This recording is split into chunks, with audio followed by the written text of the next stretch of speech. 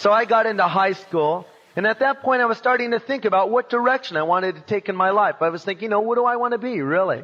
And I looked around at the different types of people, and we had every kind of guy in our high school. We had bikers, we had athletes, we had surfers, and we had the people who were into their study and all that. And I started looking over at the athletes, and I don't know about your schools, but the school I went to, this was Corona Del Mar High School, CDMHS. We had different sections where the athletes would stand in one section and the surfers would stand in another.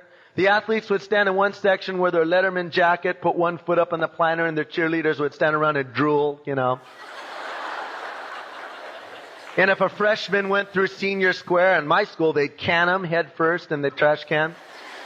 And then they had the surfer section, and this was this long planter, all the surfers sat. It's funny, to me, surfers all look the same. They got the blonde hair cut and the hang ten t-shirts and the sandals. They all just sit there going, "Stoka Boca, man,"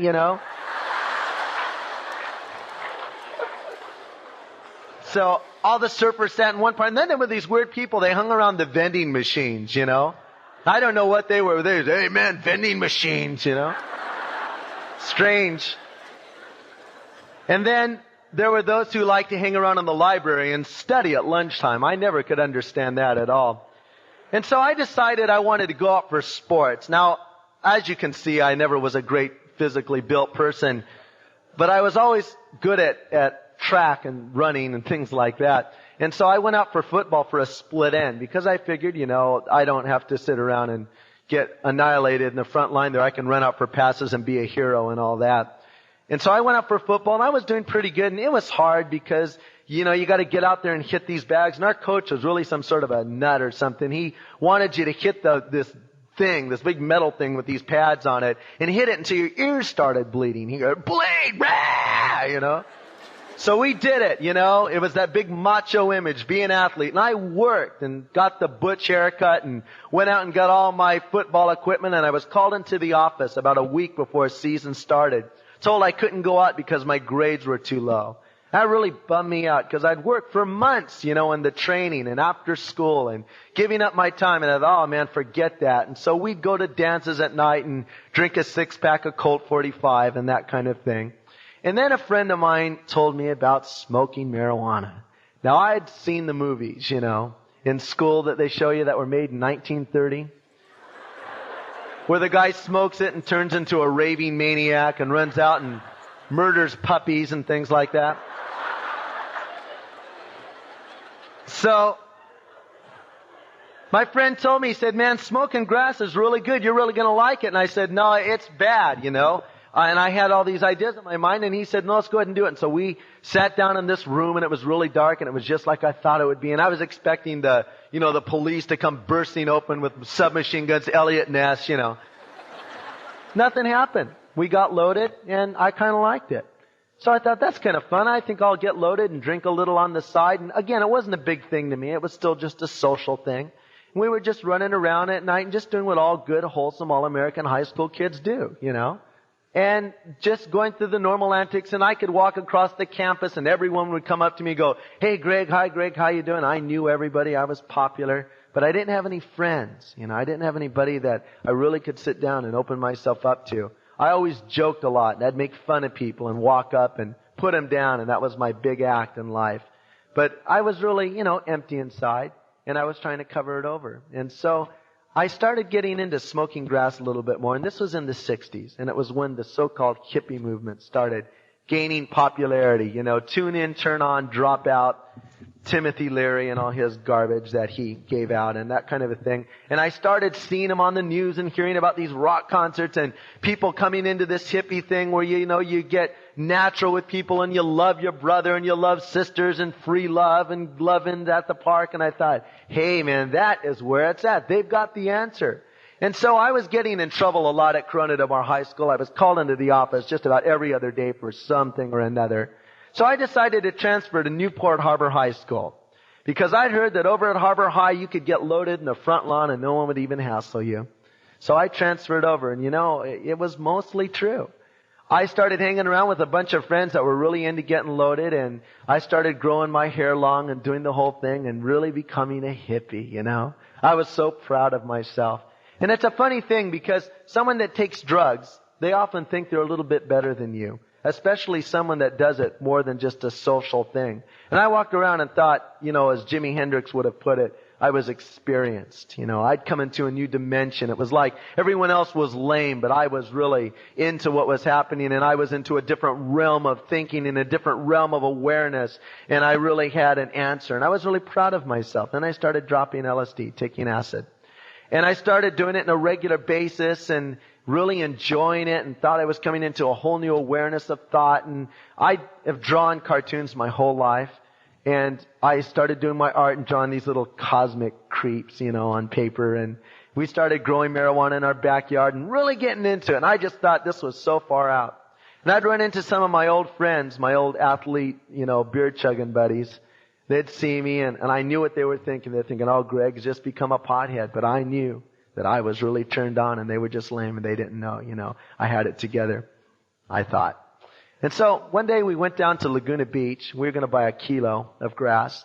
And we went down and got it and put it in the trunk of our car and we were driving back. It was a very rainy night. And driving near Laguna Beach along the cliffs, you know that, if you go off a cliff, you're in trouble. And we were driving along and it was raining and suddenly our car started fishtailing. We started losing control and we slid into the other lane and we were going right into head-on traffic. And my friends were freaking out and I was in the back seat.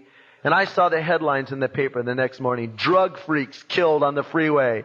And I could see the old ladies going, it serves them right, And I thought, I don't want to go this way. And I remember crying out, God, if you get me out of this one, I'll serve you. I'll obey you. I'll do this and do that. And we're spinning out and all of a sudden our car, we got back in the lane. I went, thanks a lot, God, God had got me out of another fix, but I wasn't going to serve Him.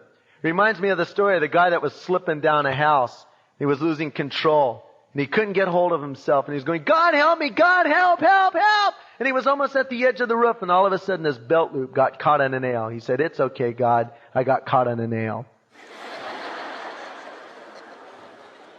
That's where I was at. Whenever God would get me out of a jam, I would say, oh, it's all right, God. It worked out. Not realizing that He was the one that worked it out.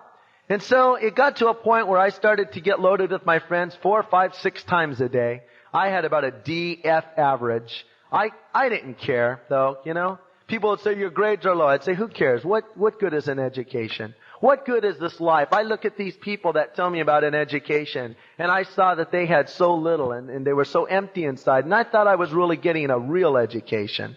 I was learning about life the right way, I thought.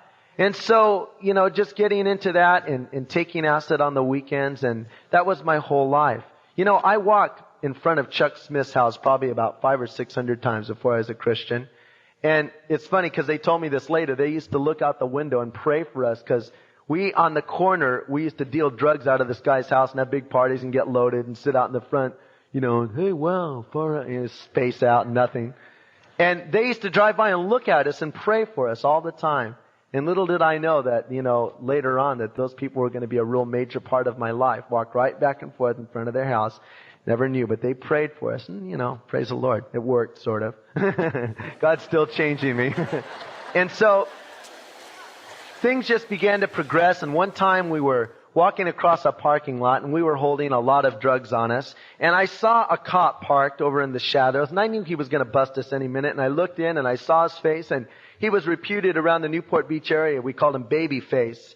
It's because he had a face like a 17-year-old, but he was about 30 or so, and he hated hippies. He hated them. And he would harass you to no end. And so we were walking along and we started dropping the drugs through our pants legs and everything, trying to get rid of him. All of a sudden he got scratched.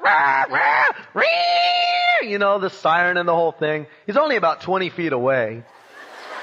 Pulls around, takes us out of the car. All right, you hippie freaks. Goes down, starts frisking us. He didn't find anything. And I remember saying, oh God, if you get me out of this one, Lord, Well, He got me out of it, and I was happy and shined it on again. And so we went over and we would get loaded with our friends and just kept doing it and doing it. And then one day, I think the thing that probably every person that takes drugs maybe fears happened to me. I took acid one night and I had a bad trip. It hit me wrong. It went into my bloodstream. I started to panic.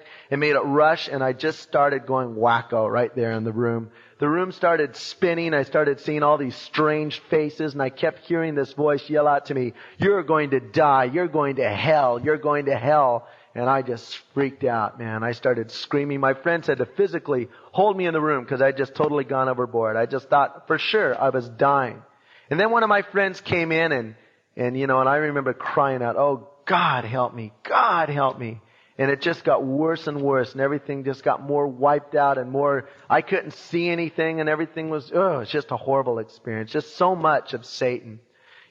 That's why so many people who are into drugs often go off into mystical type things, because there's no doubt about it. It opens you up. I did not believe in the spiritual realm, but as I took drugs, and I'm not attributing it to drugs, I'm just saying it opened me up, and I got more into Satan himself and saw that there really was an evil force. But fortunately, by God's grace, He was able to get hold of me before I went too far. And so I came down that day off it, and I said, "I'm never taking LSD again in my life. That's it." That scared me, man. I'll just smoke weed and forget the acid. And so I would take mescaline and cannabinol and reds and whites, but then my friends kept taking it, and I really wanted to get, turned on again to acid. So we had an English class, and we were supposed to go watch West Side Story and Romeo and Juliet for our class. And I loved Romeo and Juliet. That was one of my favorite movies because, again, I always had the thing, meeting the perfect girl and falling in love. And so I loved that movie, and I went, and my friend said, "Hey, let's take LSD. Oh, hey, that'll really be good." So we took acid and sat in the movie. And I was sitting there watching the movie, or I could have been watching the wall for that fact, just... And this girl was sitting in front of us, and she turned around for a minute and turned back, and I just looked at the girl. Here I was stoned, watching Romeo and Juliet, and I see this girl, and I start going, there she is. I've met her finally, And I knew that this was the one. And I looked at her, and she looked at me again, and I went, "Oh, wow. Oh, I got to meet her." And so it was weird because the next day, a friend of mine, I went over to his house, and he had the latest Beatles album. And the Beatles had just broken up. And it was funny because I followed the career of the Beatles maybe a little more aggressively than most people. The Beatles really had an impact on my life. They helped me get into drugs, and I followed their careers. And when I watched them break up, it had a strange impact on me because I was just coming off a psychedelic trip, and I sat there and thought, wow, the Beatles broke up, man. And I thought, something's happening. And I knew in my life a change was coming soon. And so I really wanted to meet this girl. So the next day, Monday at school, I was walking across the campus, and I saw her. And I went, all right. She was talking to a friend of mine. I'll just walk right up there and get in the conversation. Well, as usual, I got up and I started getting all flippy because I'd get around a girl I liked. I couldn't maintain myself. So I walked up, and my friend was talking to her, and I was going, "Oh, God, there she is." And I looked down, and she had a black book with gold edges on it. And I went, "Oh, no. She's a Jesus freak." Now, if you want to be popular in school, you don't become a Jesus freak. Because I looked at her and thought, what a waste, man. Because I used to avoid Christians. I didn't like to talk to them. We'd be out on the beach, and we'd see Christians coming, and we'd literally go out and hide in the water to get away from them. Because Christians never went in the water because they didn't want to get their Bibles wet, So here is this beautiful young girl, and at that time I was very disappointed because she had wasted her life on Jesus. And so I just looked at her and, wow, what a bummer. And so I started watching her, and I'd watch her go across the campus, and I didn't like the Christians because the Christians would walk across the campus Monday morning at 8 o'clock, first period, and sing, Not Friday, fifth period, Monday, first period. And anyone that could be happy at that time was a little wacko as far as I was concerned. And they would be singing about Jesus and carrying their Bibles, and I just couldn't identify with that. And so I saw this girl, and one day I was sitting out in the front lawn, and a friend said, "Hey, there's a guy on campus, man. He's selling orange sunshine." That's LSD. And he says, "Why don't you go get some?" I said, "All right, for the weekend." And so I went walking across the campus looking for this guy, and I started hearing this, Jesus, near. And I looked over, and here's about 50 of these Christians sitting, love, love, love. Is that the way Christians dance, Then they all point up to this guy. What are they pointing at? So I just looked at him and I saw that girl. Her name was Chris. And I saw her there and I went, there she is, man. And then I saw this guy talking. He was sitting down and he had long hair and a beard. And I said, wow, he kind of looks like sort of a turned on guy. Maybe he has some good things to say. Maybe I'll listen to this guy. So I sat down close enough to hear what they were saying, but not too close so people would think I'd become one, because don't want to do that. And I sat down and listened, and I kept looking at Chris, going, oh man, I'd sure like to get to know her.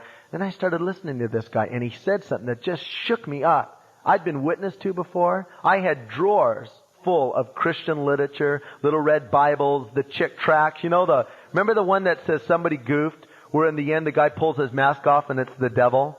I read that while I was stoned and laughed. Just laughed. I thought it was hilarious. They didn't have any impact on me. And so, here I was listening to this guy talk, and for some reason what he was saying was having an impact on me. It never affected me before. I laughed at Christians. And he's talking, and he said, Jesus said, you're either for me or against me. I thought, what? He said, Jesus said, you're either walking with me or you're scattering against me in opposition to me. And I stopped and thought, well, does that mean that if I'm not like one of these Christians that I'm against God? And I thought, I'm not against God, man. God's got me out of a lot of jams. I believe in God. I've called upon Him and He's helped me out.